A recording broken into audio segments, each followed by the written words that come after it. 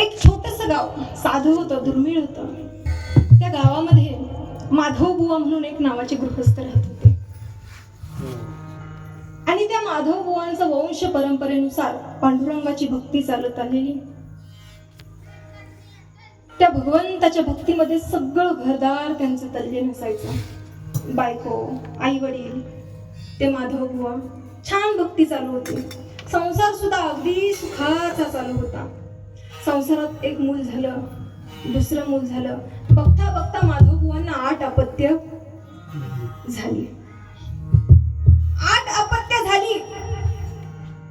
पण एखाद्याचं दुर्दैव असं की 8ही अपत्य मरण पावली. एकही अपत्य जिवंत राहत नव्हतं. एकही.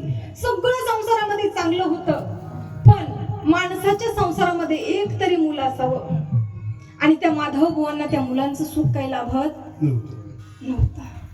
ते सुख लाभत नसल्यामुळे एक दिवस वैतागून माधव बुवा सगळं सोडून जायच्या तयारीने निघाले. आणि निघाले असता वाटेमध्ये त्यांना एका ब्राह्मणानं अडवलं. देवाला काळजी होती हो. एवढं सगळं चांगलं असताना गृहस्थ निघाला. देवाने त्या ब्राह्मणाचं रूप घेतलं आणि त्या ठिकाणी आले. म्हटले, माधव बुवा, अहो निघाले कुठं? म्हटले, काय नाही बघा ब्राह्मण काका, आता खूप कंटाळा आला संसाराचा. संसारात सगळ्या गोष्टी आहेत, सगळं चांगलं आहे म्हणे, पण 8 अपत्य झाली, एकही मूल जगलं नाही. म्हटले, खूप वैतागलो आता संसाराला, खूप वैतागलो. देवानं अशी काय परीक्षा बघितली, काय चुकलं आमच्याकडून की एकही मूल जिवंत राहिलं नाही? माधव बुवा म्हटले, कुठे? तो ब्राह्मण म्हटला, कुठे आहेत तुमची मुलं? अहो म्हटले, मेली. अहो मेली, पण कुठं? कुठे आहेत ती? ते म्हटले, गावाच्या पाठीमागं मंदिर आहे, त्या मंदिराच्या पाठीमागं गोरी, त्या गोरीमध्ये पुरलेत म्हणे. ब्राह्मण म्हणते, चला मला तिकडे घेऊन. त्या ब्राह्मणाला घेऊन माधव बुवा त्या गोरीपर्यंत पोहोचले. ते काळेश्वराचं मंदिर होतं. त्या मंदिराच्या पाठीमागं गोरी होती. त्या गोरीपर्यंत पोहोचले आणि सांगितलं, हे बघा, इथंच माझी मुलं पुरलीत, इथंच. उकरा म्हणे माती. हो काय बोलता, उकरा? हो उकरा म्हणे, माती उकरा. माती उकरल्यानंतर हड वर यायला लागली आणि त्या ब्राह्मणाने एक हात करून फिरवायचं आणि आकाशाच्या दिशेनं फेकायचं. प्रत्येक मुलाला स्वर्गाची प्राप्ती व्हायला लागली. एक करता अशी 5 मुलं फेकली. 6वं मूल फेकलं, 7वं मूल फेकलं आणि शेवटचं मूल फेकणार तोच माधव बुवा. म्हटले, ब्राह्मण काका, बस झालं म्हणे, तुम्ही माझ्या 6-7 मुलांना स्वर्ग प्राप्ती करून दिली, पण म्हणजे एक दान मागतो, एक तरी पुत्र माझ्या हातात द्या, एक तरी पुत्र हातात द्या. म्हटल्याच्या नंतर त्या ब्राह्मणानं असंच ते पुत्र, ते हाडांचं त्या माधव बुवांच्या हातामध्ये सोडलं आणि हातामध्ये सोडत असताना त्या हाडांना मासाचा गोळा तयार झाला आणि त्या माशाच्या गोळ्याचा पुत्र तयार झाला. माधव बुवांच्या हातामध्ये पडला आणि सांगितलं, माधव बुवा, हे गोरीतून काढलं ना, म्हणून आजपासून याला गोरा म्हणायचं. तेव्हापासून ते गोरोबा काका, त्या गोरोबा काकांच्या घरामध्ये वंश परंपरेनुसार पांडुरंगाची भक्ती चालू असताना ते गोरोबा काका सुद्धा भक्तीमध्ये इतके रमले की आई वडिलांच्या आशीर्वादानं गोरोबा काका संत झाले. दृष्टांत तुम्हाला माहिती आहे, मी काही नव्यानं सांगत नाही, पण आज निमित्त मात्रच गोरोबा काका, त्यामुळे सांगणं माझं कर्तव्य. ते गोरोबा काका संत झाले. आई वडिलांच्या आशीर्वादानं गोरोबा काका संत झाले आणि गोरोबा काका संत झाले म्हणून त्यांना संती मिळाली. संती माहितीये ना, गोरोबा काकांची पत्नी.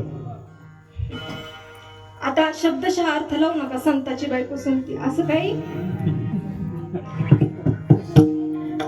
लक्षात वाच्यात समजत. आपण म्हणतो ना, मास्तराची बायको, वकिलाची बायको, कीर्तनकाराची बायको नसते हो, पण तरी सुद्धा बुवाची बायको.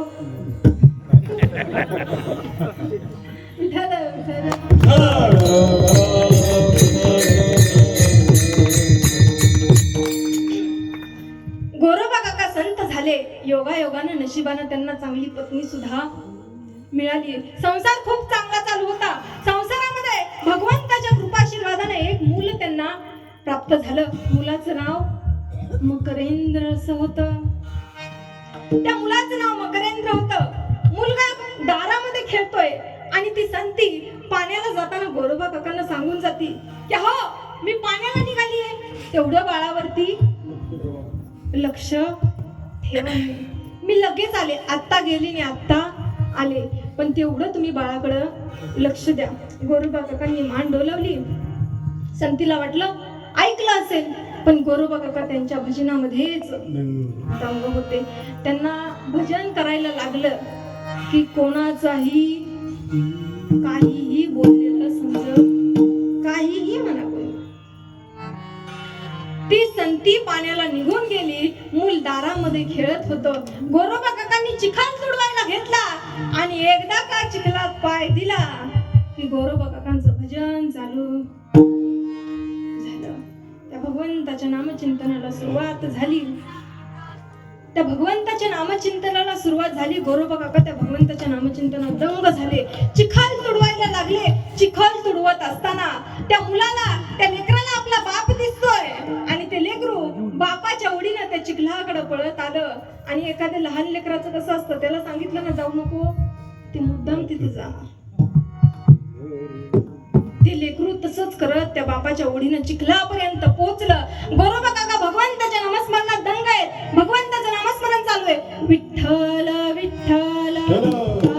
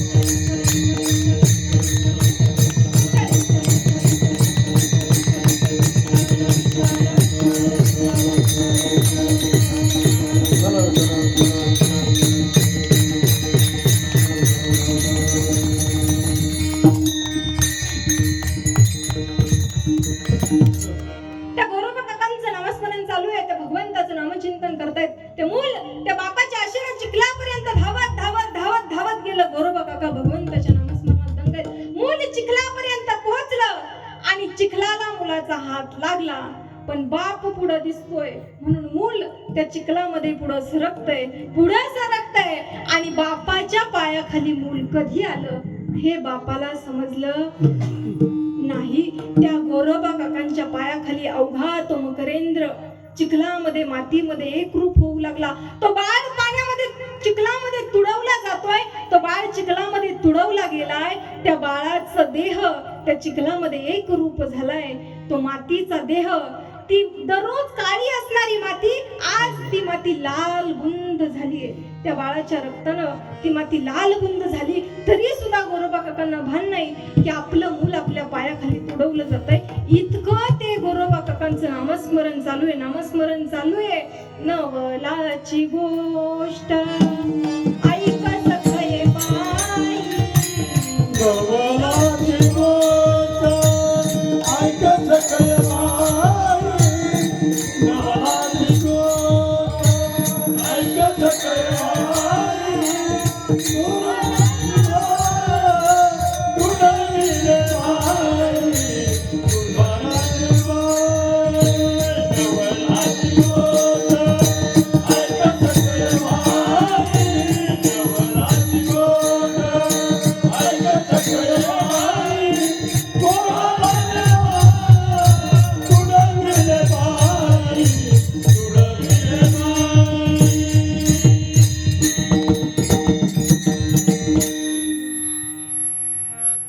त्या गोरोबा काकांकडून त्यांचं मूल पायाखाली तुडवलं गेलं.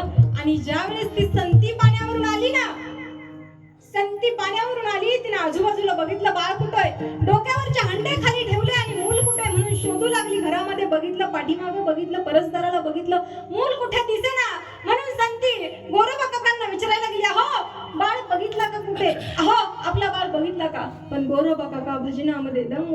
आणि संतीचं सगळीकडे बघून झाल्यानंतर गोरोबा काकांच्या पायाकडे तिचं लक्ष गेलं आणि तिनं विचार केला, रोज काळी असणारी माती आज लाल कशी झाली.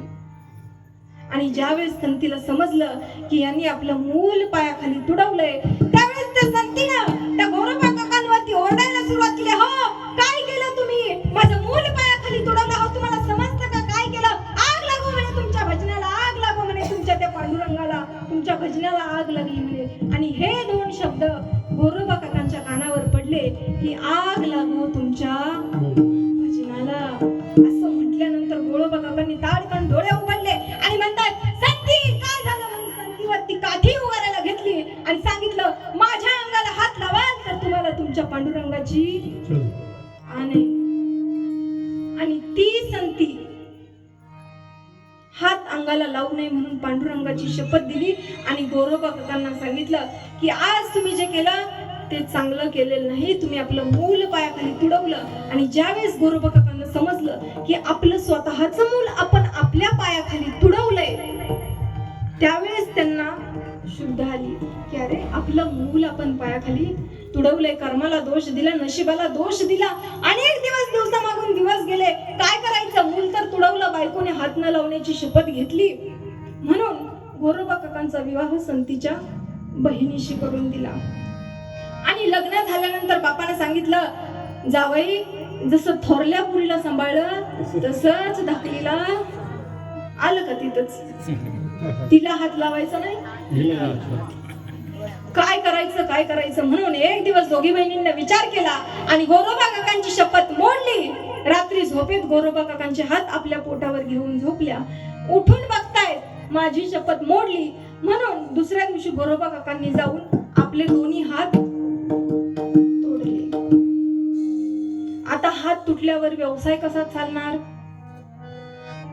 त्या भक्ताची भगवंताला कीव आली म्हणून भगवंत त्या भक्ता घरी वेगळं रूप धारण करून आला आणि त्यांचं काम करू लागला. आणि त्या भक्ताच्या हृदयामध्ये एवढं त्या भगवंताबद्दल प्रेम की इतकं सगळं होऊन सुद्धा रोज माती तुडवताना त्या भगवंताचंच नामचिंतन मुखामध्ये यायचं. आणि एक दिवस त्या भगवंताच्या भेटी करता पंढरपूरला गेले आणि नामदेव महाराजांचं कीर्तन चालू असताना त्या कीर्तनामध्ये गोरोबा काका टाळी वाजवत होते. त्या भजनामध्ये टाळी वाजवत असताना त्या गोरोबा काकांना हात फुटले आणि संतीला आपला बाळ नामदेव कीर्तनी चमत्कार झाला. विठ्ठलाने बाळ गोरोबासी दिधला. त्या कीर्तनामध्ये त्यांचं बाळ त्यांना परत मिळालं आणि गोरोबा काकांना पुन्हा हात फुटले. सांगायचं तात्पर्य काय तर भक्तानं त्या हरीला इतकं हृदयात साचवलं होतं की गेलेलं मूल सुद्धा भक्ताला परत दिलं. एवढी ताकद त्या भगवंताच्या भजनामध्ये, त्याच्या नामस्मरणामध्ये. म्हणून त्या भगवंताला आपल्या हृदयामध्ये साचवायचं. भगवंताला हृदयामध्ये साचवायचं त्याचं इतकं फायदा आहे. कीर्तनाला येऊन बसण्याचा फायदा काय सांगू का? बघा, एका गावामध्ये एक स्त्री होती, एक जोडपं राहत होतं.